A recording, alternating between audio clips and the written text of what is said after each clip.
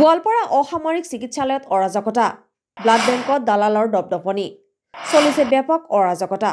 সাধাৰণ শ্ৰেণীৰ ৰোগীৰ সৈতে হৈছে ঘোৰ অন্যায়। গোৱালপাৰা অসামৰিক চিকিৎসালয়ৰ অৰাজকতা সন্দৰ্ভত বিস্ফোৰক অভিযোগ। ব্লাড বেংকত তেজ যোগান ধৰা টিম হিউমেনিটিৰ গোৱালপাৰা জিলা কমিটিয়ে উত্থাপন কৰিছে গুৰুতৰ অভিযোগ।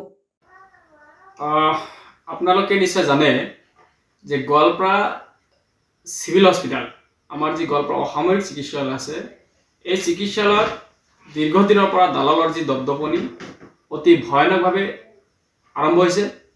বিশেষকৈ ব্লাড বেংকত চলি থকা অৰাজকতা। ব্লাড বেংকত সাধাৰণ ৰোগীৰ সৈতে যেনেকুৱা ধৰণৰ অন্যায়ভাৱে যেনেকুৱা ধৰণৰ ব্যৱহাৰ কৰে, আচলতে অতি ভয়ানক আমাৰ ব্যৱস্থা বা আমাৰ পৰিস্থিতি হৈ আহি পৰিছে। আমি সাধাৰণ মানুহে বা সাধাৰণ ভুক্তভোগী ৰাইজে যেতিয়া ব্লাড বিচাৰি বা লোন তেনেকুৱা ধৰণৰ অসুবিধাত যায়, আচলতে কিছুমান একাংশ বিষয়া কৰ্মচাৰী যেনেকুৱা ধৰণৰ ব্যৱহাৰ কৰে, অতি নিন্দাজনক আৰু অতি লজ্জাজনক। তাৰপিছতে আমি দেখা পাইছোঁ যে গোৱালপাৰা চিভিল হস্পিটেলত বিভিন্ন পৰ্যায়ত ডক্টৰ বিভিন্ন সময়ত উপস্থিত নাথাকে। নাৰ্ছবিলাকৰ যি ব্যৱস্থা, নাৰ্ছবিলাকৰ যি অস্থিৰতা, তেখেতসকলৰ যেনেকুৱা ব্যৱহাৰ নিয়মবিলাক পালন কৰিব লাগে, তেনেকুৱা ধৰণৰ কোনো ধৰণৰ নিয়ম নাই। আচলতে প্ৰত্যেকটা ডিপাৰ্টমেণ্টত যি অৰাজকতা চলিছে, এয়া অতি ভয়ানক।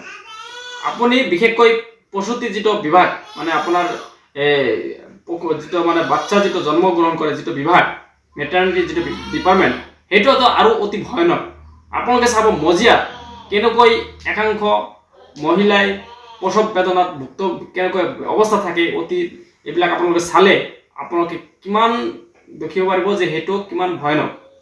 আচলতে গোৱালপাৰা চিকিৎসালয়ত বিভিন্ন সময়ত তেখেতসকলে অসম চৰকাৰৰ স্বাস্থ্য বিভাগৰ মানপত্ৰ পাইছে, সন্মান পাইছে, কিন্তু আপোনালোকে মূল ভিতৰত যেনেকুৱা ফবলাস্বৰূপ আপোনালোকে আহিলেহে গম পাব। আমি চৰকাৰৰ দাবী উত্থাপন কৰিছোঁ, বিশেষকৈ ব্লাড বেংকৰ যি অৰাজকতা, যি স্বেচ্ছাচাৰী যেনেকুৱা ধৰণৰ অৱস্থা চলি আছে, ইয়াত অতি সোনকালে সংশোধন কৰিব লাগে।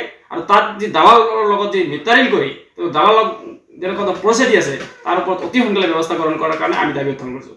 আৰু টিম হিউমেনিটিয়ে আমি বিভিন্ন সময়ত ব্লাড বেংকৰ ব্লাড ডনেশ্যন কৰোঁ, কিন্তু আচলতে এই ব্লাডসমূহ কেনেকুৱা তেখেতৰ কি কৰে, আচলতে লোনৰ সময়ত তেখেতৰ কেনেকুৱা ধৰণৰ যে কৰে, সেইটো আচলতে আমাৰ অতি প্ৰশ্ন কৰিবলগীয়া। অতি সোনকালে ব্লাড বেংকৰ বিষয়সকলৰ ওপৰত ব্যৱস্থা গ্ৰহণ কৰাৰ কাৰণে আমি জিলা প্ৰশাসনক দাবী উত্থাপন কৰিছোঁ। যদিহে ব্লাড বেংকৰ কৰ্মচাৰী একাংশ কৰ্মচাৰী দুৰ্ব্যৱহাৰ কৰা কৰ্মচাৰীৰ ওপৰত ব্যৱস্থা গ্ৰহণ নকৰে, আমি কিন্তু আন্দোলন কৰিবলৈ বাধ্য হ'ম।